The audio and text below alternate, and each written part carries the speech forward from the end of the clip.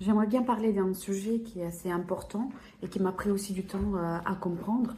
Et c'est le fait que Jésus n'est pas venu il y a 2000 ans, mais qu'il est Dieu. Et c'est quoi exactement cette formation? C'est quoi la Trinité en fait? Ce que j'ai compris et ce que Dieu m'a expliqué, c'est que Jésus existe depuis l'éternité parce que on voit que en Colossiens 1,13, il est l'image de Dieu invisible, le premier-né de toute la création, car en lui, tout a été créé dans les cieux et sur la terre, ce qui est visible et ce qui est invisible, trône, souveraineté, principauté, pouvoir, tout a été créé par lui et pour lui. Et malheureusement, voilà, on utilise des exemples un peu rudimentaires comme des humains, mais pourtant, Dieu m'a donné cette idée pour comprendre mieux, pour expliquer à mes enfants. Imaginez-vous que voilà, cette pâte à modeler, avec le polystyrène dedans, ça serait la nature de Dieu.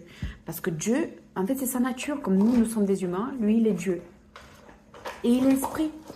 Donc, disons que le polystyrène, c'est l'Esprit Saint.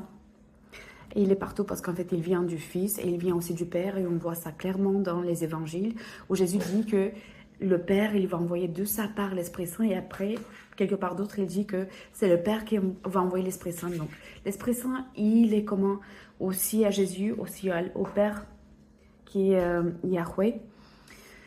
Et on voit que la première chose, le premier être qui existait depuis toujours, qui n'a pas été créé, c'est Dieu. Et Dieu le Père a décidé de créer, de faire naître en fait. Et ça c'est important, la différence de faire naître Jésus.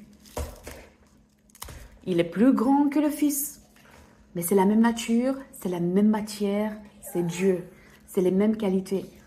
Et après, voilà, pour faire comprendre, il a fait créer à son image l'homme, qui est un peu jeune, comme cette pâte à modeler, et qui représente des choses, parce qu'en fait, il a aussi un esprit.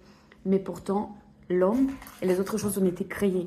Jésus, il est né, il est la même matière que Dieu le Père. Ça, c'est important de comprendre. En Genèse 1, 26, on voit que Elohim dit « faisons l'homme à notre image ». Elohim, c'est déjà le pluriel de Dieu. Et c'est comme si ils se mettent d'accord tous les trois. Faisons l'homme à notre image. Il a créé l'homme. En Colossiens 1, 17, on voit aussi « il est avant toute chose et tout subsiste en lui ».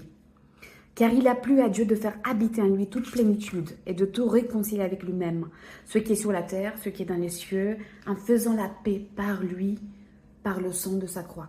Et ça, c'est important. Jésus, qui est Dieu, qui a cette nature de Dieu, il est descendu sur la terre parce que Dieu avait besoin de faire quelque chose à l'image de sa création, de l'homme, pour pouvoir l'acheter du péché.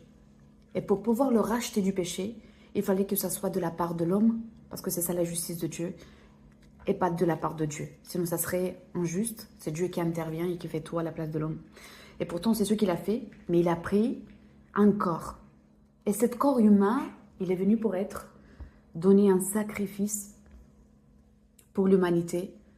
Avec son sang, il a racheté les péchés. Donc, il y a aussi un rachat spirituel, en fait, qu'il a fait pour l'homme. Et c'est grâce à ce sang et à ce sacrifice qu'il a fait, d'ailleurs, de donner son corps, de donner son sang, de donner sa vie pour nous, qu'on peut s'approcher de Dieu, qu'on peut redevenir ses enfants, disons, parce que nous sommes sa création, et c'est important de comprendre que nous sommes tous sa création. Dieu aime tout le monde, parce qu'il nous a tous créés, il connaît chaque cellule de chacun d'entre nous, il connaît même le méchant, il connaît même la sorcière, il connaît même le non-croyant, il connaît les plus grands athées, il les a créés tous, il les aime. Mais pourtant, pour devenir un enfant de Dieu, il faut qu'on soit lavé par le sang de Jésus-Christ, qu'on croie en lui et qu'on accepte ce paiement qu'il a fait à notre place pour qu'on puisse redevenir les enfants de Dieu, pour qu'on puisse être en paix avec Dieu, en disant que Seigneur, j'accepte le paiement que tu as fait pour moi et je veux être à toi de maintenant. Aussi, on voit en Jean 1, 14, « La parole a été faite chair et elle a habité parmi nous, pleine de grâce et de vérité. Et nous avons contemplé sa gloire. » Une gloire comme celle du Fils unique, venu du Père. En Jean 3, 13, on voit « Personne n'est monté au ciel, sinon c'est lui qui est descendu du ciel, le Fils de l'homme. » Et ça, c'est Jésus qui parle. Donc, je sais qu'il y a beaucoup de gens qui disent que Jésus n'a jamais dit qu'il est Dieu, mais pourtant il a dit tellement de fois et la Bible elle est remplie de ces exemples. En Jean 16, 28, on a « Je suis sorti du Père et je suis venu dans le monde. Maintenant je quitte le monde et je vais au Père. » Et il est sorti du Père et il est venu dans le monde. Jean 1, 18. Personne n'a jamais vu Dieu. Dieu le Fils unique qui est dans le sein du Père, lui l'a fait connaître. Parce qu'il est venu dans ce monde pour faire connaître aussi le Père.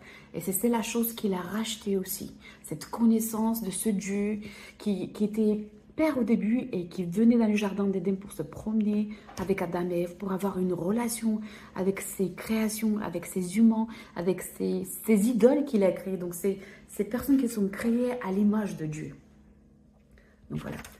Il est venu, c'est vrai, dans la chair, il est venu il y a 2000 ans, Jésus-Christ. Mais pourtant, il est venu, il a choisi un prénom qui est très significatif. Donc le nom que l'ange lui a donné et aussi que Marie lui a donné en hébreu, c'est Yeshua, qui veut dire Dieu sauve. Dieu sauve. Son nom, c'est un message. Et en Apocalypse, on voit que c'est écrit que Jésus aura un autre nom et qu'il va nous donner aussi un autre nom à ceux qui lui appartiennent. Parce qu'en fait, le nom représente quelque chose. Le nom raconte quelque chose. Le nom a un message. Mais pourtant, c'est Dieu qui existe depuis toujours, qui a été né par Dieu le Père et qui existe et par lequel tout a été créé et pour qui tout a été créé. Finalement, les athées ont été créés pour Jésus.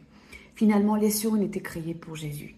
Tout a été créé par Jésus et pour Jésus, pour la gloire de Dieu le Père, Yahweh. Voilà. Je pense que quand on est dans la religion, on a du mal à comprendre ces notions. Mais pourtant, voilà, Jésus existe depuis toujours. Il est la vérité, le chemin, la vie. Et la Bible dit même qu'il est la vie éternelle. Voilà. Soyez bénis et qu'on puisse tous vivre pour lui, en lui, par lui, pour sa gloire.